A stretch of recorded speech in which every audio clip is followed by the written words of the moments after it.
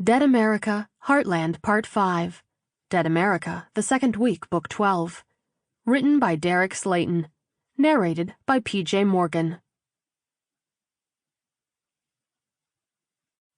Chapter 1.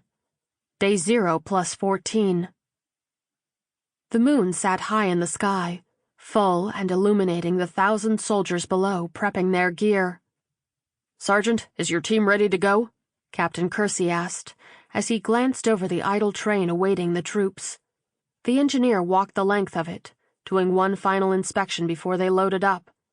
Sergeant Copeland nodded, motioning to his 3-man team. "Just give the order, sir." "This is Corporal Bretz and Private Kowalski," Kersey said, stepping aside to introduce 2 of his men. "They were on the roof with the other survivors and have the intel for your mission." He motioned to the corporal. "Gentlemen," Bretz said, clasping his hands in front of him.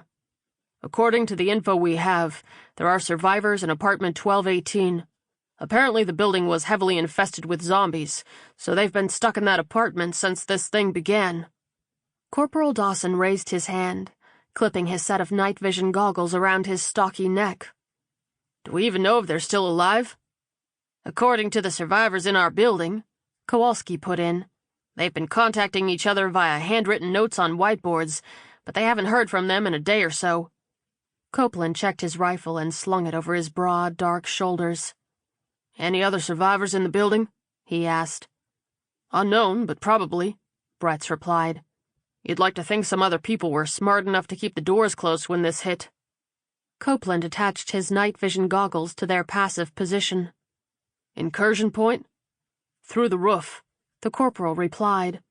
"Unfortunately, there isn't a landing zone, so you're going to have to rappel down." The sergeant grinned. "Not our first rodeo, so that won't be an issue. Definitely our first time rappelling down out of a commercial sightseeing chopper, though," Dawson added. Copeland shook his head. "Still, it won't be a problem.